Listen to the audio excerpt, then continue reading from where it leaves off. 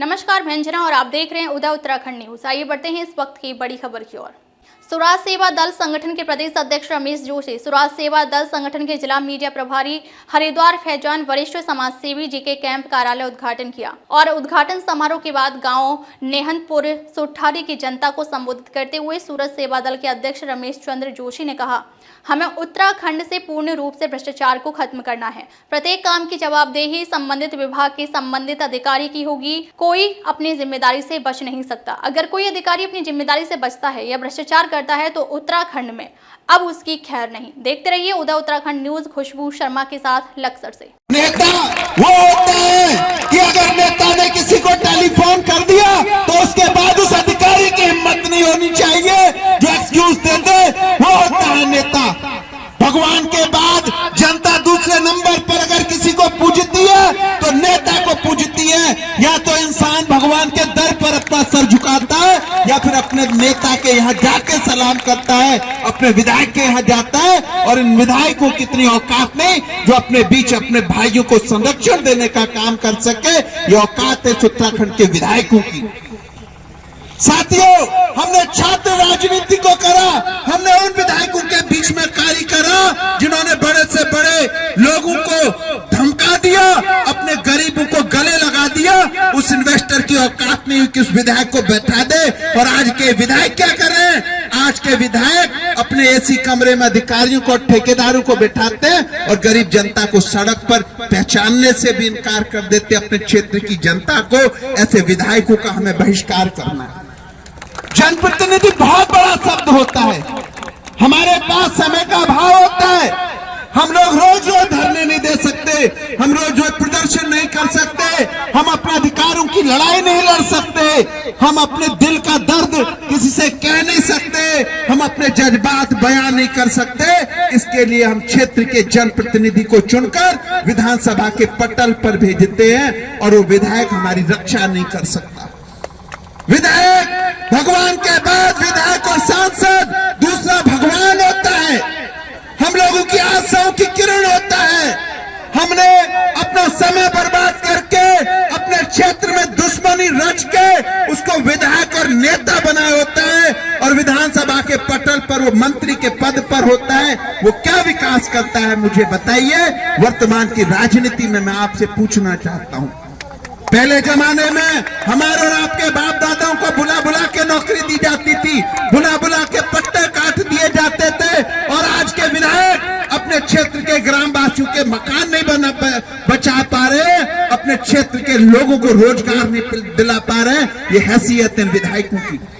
आप बताइए, एक विधायक जब पटवारी से एक आदेश लिखवाएगा तो उसकी औकात है कि वो एक एसडीएम को धमका दे? बताइए आप। एक विधायक जब कोतवाली की दलाली करेगा तो उस विधायक की औकात है कि वो एक इंस्पेक्टर की बदली करा दे? बताइए, आप पे पूछना चाहता हूं आपसे। विधायक 100 कैरेट 24 कैरेट खरा सोना होना चाहिए। प्रधान बनने के बाद किसी गुटबाजी का शिकार नहीं होना चाहिए। वो जीत गया, वो प्रधान बन गया और विधायक जीत गया, वो नेता बन गया, विधानसभा के पटल पर बैठ गया। उसके बाद क्षेत्र की तमाम जनता को बुला के उसको पंचायत और मीटिंग करनी चाहिए और क्षेत्र के विकास में उसे सहभागी बनना चाहिए। मैं जब आ रहा था, वैसे तो हमारे राव साहब ने बता ही दिया, मैंने देख लिया फैजान और अफजाल ठेकेदार साहब लगातार गांव के विकास के लिए मुझसे लड़ रहे हैं। मैंने पिछले नेहंदपुर के गांव के लिए ट्रांसफार्मर और बिजली के पोलों की बात रखी थी। मेरे ख्याल से शायद अभी जेई आकर के मुआयना कर गया है। बहुत जल्दी यहाँ पर बिजली का जो पोल और ट्रांसफार्मर है वो लग जाएंगे। उसके अलावा तमाम हमारे अफजाल ठेकेदार साहब ने मुझे बताया खनन का किस तरह से यहाँ पर खेल खेला जा रहा है। अफजाल ठेकेदार साहब ने शायद यहाँ की कुछ समस्याओं का समाधान भी कराया होगा। उसके लिए मैंने टेलीफोन भी कर दिए थे और क्षेत्र के लिए मैंने विकास के लिए बता भी दिया था। हालांकि मेरी उम्रावस्था बहुत कम है, मैं आप लोगों के छोटे भाई और बच्चे के समान हूं, लेकिन आप पता कर लीजिए मेरे बारे में। मैं 24 कैरेट खरा सोना हूं। मैं किसी इंस्पेक्टर, मैं किसी एसडीएम और मैं किसी डीएम की दलाली नहीं करता हूं। मैं एक भी फाइल पास नहीं कराता, मैं किसी बंदूक का लाइसेंस नहीं कराता। मैं अपने कार्यकर्ताओं के लिए अपने जान देने को तैयार रहता हूं। ना तो मैं ना कहता हूं ना ही मैं सुनना पसंद करता हूं। मेरा एक ही मानना है कि आप किसी को टॉफी मत दीजिए। अगर होने वाला काम है तो जनता को तुरंत बताइए ये काम होगा और मैं कराऊंगा, और नहीं होने वाला है तो उसको स्पष्ट बता दीजिए कि ये काम मेरे बस का नहीं और मैं नहीं कर पाऊंगा। और मैं लेकिन आपको बता दूं, जिस काम को मैं नहीं कर सकता उस देश के यशस्वी प्रधानमंत्री जी भी नहीं कर सकते, फिर उसको देश के मुख्यमंत्री भी नहीं कर सकते। फिर मैं दलाल नहीं हूं, मैं अपनी जनता को लड़ने के लिए जानता हूं, मैं अपनी जनता के कामों के लिए किसी भी हद तक जाता हूं। मैं ना तो फाइलें पास कराता हूं, ना मैं दलाली करता हूं, ना मैं हिंदू मुस्लिम की राजनीति करता हूं। मेरी राजनीति में अगर कोई सच्ची चीज है तो वह है मानवता, चाहे वो हिंदू हो चाहे मुसलमान। अगर गलत हिंदू हो या मुसलमान, मैं भरे मंच पर जवाब देता हूं। अगर मैं किसी से डरता हूं तो ईश्वर से, उसके अलावा मैं किसी से नहीं डरता हूं।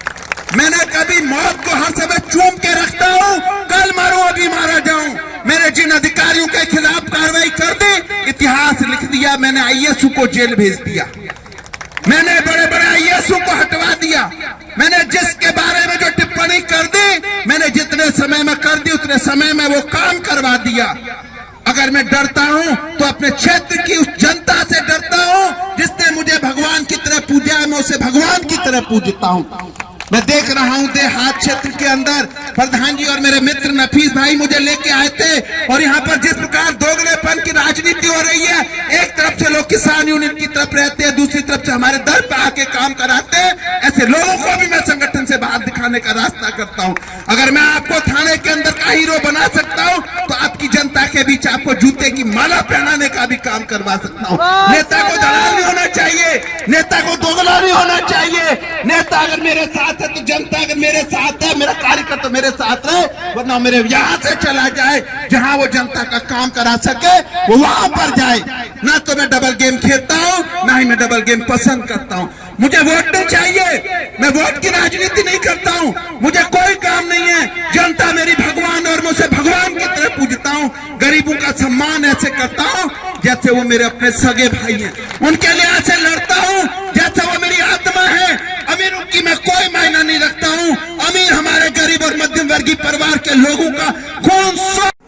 सभी साथियों को नमस्कार, आदाब, अस्सलाम वालेकुम।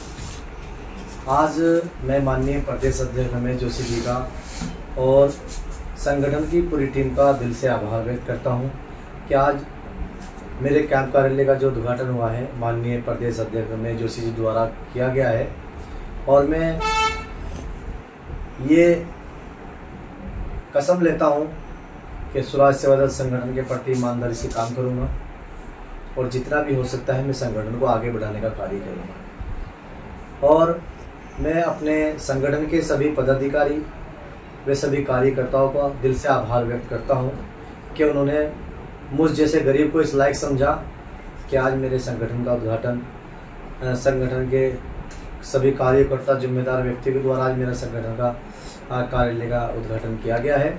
तो मैं हाथ जोड़कर सभी भाइयों को दिल से आभार व्यक्त करता हूं और माननीय प्रदेश अध्यक्ष रमेश जोशी जी का धन्यवाद अदा करता हूं, और जितनी संगठन की हमारी महिलाएं हैं उनका भी मैं दिल से आभार व्यक्त करता हूं कि उन्होंने मुझे इस लायक समझा और आज वो मेरे कैंप कार्यालय गाँव नहनपुर सुठारी में तशरीफ लाए। और मैं सभी भाइयों को एक मैसेज आज ये देना चाहता हूँ अपने संगठन की ओर से कि आपका कोई भी काम हो, विभागीय काम हो, किसी भी तरह का आपका काम है, वो आपका काम नहीं हो पा रहा है, तो प्लीज़ मैं आपसे गुजारिश करता हूँ कि आप लोग हमारे कैंप कार्यालय पर चल कर आए, हमारे संगठन द्वारा आप लोगों का कार्य कराया जाएगा। तो मैं सभी भाइयों से गुजारिश करता हूँ, प्रत्येक गांव के लक्सर विधानसभा में जितने गांव हैं, मैं सभी भाइयों से कहना चाहता हूँ कि आप लोग संगठन को आगे बढ़ाने का कार्य करें और आप खुद रमेश जोशी बने। तो मैं चाहता हूँ कि आप लोग भाई संगठन को आगे बढ़ाएं। हमारे जो प्रदेश अध्यक्ष जी का जो सपना है वो उसको उस सपने को साकार करने में उनकी मदद करें, और जितना भी आप लोगों का कार्य है, विभागीय काम है, कोई भी किसी भी स्तर का काम है, आपका कोई नहीं सुनना है, तो प्लीज़ मैं आप लोगों से गुजारिश करता हूं कि आप लोग हमारे संगठन से जुड़े और संगठन को आगे बढ़ाने का काम करें, अपने काम को आगे बढ़ाने का कार्य करें। तो एक बार फिर मैं आप लोगों का दिल से आभार व्यक्त करता हूँ कि आप लोग मेरे कैंप कार्यालय पर आए, और सभी पदाधिकारी का दिल से आभार करता हूं कि उन्होंने मुझे इस लायक समझा और मेरे कैंप कार्यालय का आज उद्घाटन हुआ है। और मैं आज ये संदेश देना चाहता हूं अपने गांव के सभी नौजवान युवाओं को कि आपका कोई भी काम हो और विभागीय काम हो नहीं हो पा रहा है तो प्लीज़ आप मुझसे संपर्क करें। किसी भी कार्य को रोका नहीं जाएगा, तत्काल उस काम को कराएं। अब तक के लिए बस इतना ही। फिर मिलते हैं एक ऐसी ही बड़ी खबर के साथ। तब तक के लिए नमस्कार और देखते रहिए उदय उत्तराखंड न्यूज़।